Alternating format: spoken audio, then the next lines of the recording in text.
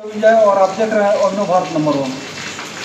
आज पूरे भारत में हर जगह पर यही चर्चा है कि मोबाइल रिचार्ज महंगा हो गया, उस पर जीएसटी लाद दिया गया है 25%।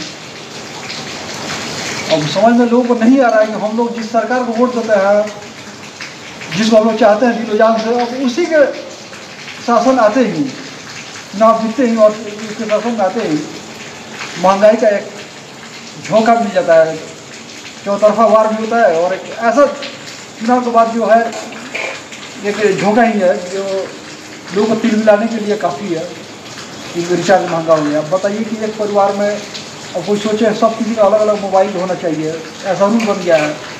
क्योंकि विभिन्न तरह के जो कागजी काम होते हैं और भी ऑफिशियल काम होते हैं, तो OTP का एक दौर चला है कि OTP चाहिए। अब सब किसी को अपना अलग अलग मोबाइल चाहिए। बहुत सारे बिजनेस होते हैं, फाइनेंशियल चीज़ें होती हैं, तो उनके लिए भी OTP चाहिए। इस मोबाइल नंबर से और किसी का नहीं होगा, तो ऐसा नहीं होना चाहिए। आम आदमी और निम्न मध्यम वर्ग पे बहुत असर पड़ता है।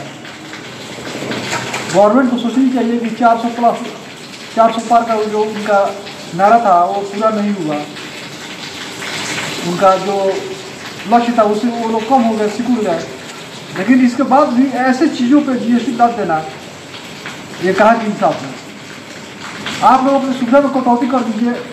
जितने भी सांसद, विधायक और मंत्रालय है, वो लोग अपनी सुविधा में कटौती क्यों नहीं कर रहे हैं? बूंद बूंद करके अगर घड़ा भरता है तो बूंद बूंद करके लोगों के लिए राहत नहीं हो सकता है क्या? आपको क्या लगता है कि सरकार ने जो ये रिचार्ज महंगा किया है, बहुत गलत किया है ये सरकार। जो मोदी जी जो है इस पर कब्जा कम लोग, प्रधानमंत्री को इस पर मुक्त होना चाहिए, नहीं बोलना चाहिए। बहुत गलत काम हुआ। उनका मंत्रालय जो है और मंत्री वो लोग क्या कर रहे हैं? आदमी किसी तरह से साग सब्जी इतना महंगा हुआ है, आदमी परेशान है जुटाने में, और उसी पर एगो ही महामारी हर परिवार में ऐसा मोबाइल का मेरे जैसा आदमी पार्लियामेंट का मेंबर है ना, सरकार के विरोध में मैं बगावत कर दूँ। ऐसा मोबाइल बना दिए। नियत सही होनी चाहिए, ईमान सही होनी चाहिए। और जिस क्षेत्र से जिससे वोट लेकर सरकार बनाता है ये लोग, तो उनको शर्मिंदगी आनी चाहिए उन लोगों को फेस टू फेस करने में कि जैसे ही सरकार बना एक धक्का मार दिया गया रिचार्ज महंगा। सीधा साबित होता है कि जो राहुल गांधी बोल रहा था जो अदानी जी का और अंबानी जी का खेती, तो सही में बीजेपी सरकार पैसा लेकर लड़ाई लड़ी है और हम लोगों पर दबाव डाली है। क्या कहा जाए? बहुत सारे लोग बोल रहे हैं, सारे आदमी परेशान है। बहुत सारे लोग बोल रहे हैं कि BSNL का सिम यूज कीजिए जो 20-25 रुपये सस्ता पड़ता है उसका रिचार्ज। तो BSNL से लगता है क्या ना काम चलने वाला चलता है नहीं। और कहीं पर OTP मंगाना हो, कहीं पे ऑनलाइन पेमेंट करना हो और टावर नहीं है दूर दराज एरिया में, तो और दिक्कत हाल है। अब महाराष्ट्र में अगर सुचारू ढंग से BSNL चलता है, जिसका मतलब ये नहीं है कि पूरे भारत में BSNL का सर्विस जो है वो सही है। उससे OTP मंगवाना हो, कहीं पर भेजना हो, ऑनलाइन पेमेंट करना हो जाएगा क्या? जब नेट यूज का नहीं चलता है कोई काम नहीं होगा उससे, नहीं ना होता है। लड़के लोगों को पढ़ाई भी सब डिस्टर्ब हो जाएगा। तो बेहतरी बड़ी बात है कि BSNL का सिम आप यूज कीजिए। और BSNL का सिम जो जितने भी सरकारी प्रतिष्ठान होते हैं, सेटेलाइट का जो काम होता है, या ये बोलिए कि दूसरे कंपनियों को जो 5G 4G ये लोग जो स्पेक्ट्रम देते हैं, तो कहाँ से जाता है? BSNL से। तो फिर BSNL का अपना सर्विस क्यों खराब है? ये समझ बाहर की बात है। और मोदी से यही कहना है कि जब आपका मंत्रालय है, आपको कैबिनेट लोग संभाल रहे हैं, दूरसंचार मंत्रालय, तो फिर वो लचर बीमार क्यों है? विपक्ष को छोड़ दीजिए, आम आदमी और भाजपा के समर्थक ही बोल रहा है कि दूरसंचार मंत्रालय को भारी भरकम ये प्राइवेट सेक्टर वाला पैसा देता है, जैसे कि जियो हो गया, एयरटेल हो गया इत्यादि। पैसा लेने के लिए इतना जल्दी पैसा वो पैसा देते हैं, अपना सर्विस, अपना जो सर्विस है वो खराब कर देता है ताकि उनका सर्विस जो अच्छा चले, उनका उपभोक्ता ज़्यादा उनको मिले, ज़्यादा ग्राहक उनको मिले। और ये सब सरकार देख रही है नजर से, और उसके बाद ये रोना है कि हम लोगों ने ये किया, वो किया, ऐसा विकास किया, और कुछ 400 हम लोग पार नहीं कर पाए। सरकारें बनाई है कि बिना मोबाइल के बिना एक देख चलना भी मुश्किल हो गया है, कोई काम होना भी मुश्किल हो गया है। एक लड़का बोल रहा था कि वो कहीं प्राइवेट सेक्टर में जॉब के लिए गया, जानबूझकर हम लोगों को परेशान किया जा रहा है। तो जॉब के लिए इंटरव्यू में पूछा कि हमको डॉक्टर ने मना किया है कि मोबाइल नहीं रखना है, रेडिएशन से तुम्हारा बीमारी बढ़ जाएगा। वो वो मतलब जानबूझ के बोला ऐसा देखने के लिए। तो सीधे तौर पे जो इंटरव्यू ले रहा था वो बोला कि अभी जब आपको नौकरी नहीं मिलेगी, जब आप मोबाइल नहीं रखिएगा, स्मार्टफोन नहीं रखिएगा, तो आपको जॉब नहीं मिलेगी। ऐसा हाल है।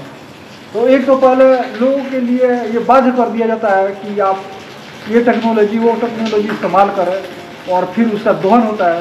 अब जैसे ही कोरोना काल आया तो रिचार्ज महंगा कर दिया गया, ऑनलाइन पढ़ाई का एक सिगुफा छोड़ा गया, ऑनलाइन होमवर्क करने का एक सिगुफा छोड़ा गया, और फिर क्या हुआ कि रिचार्ज महंगा कर दिया गया।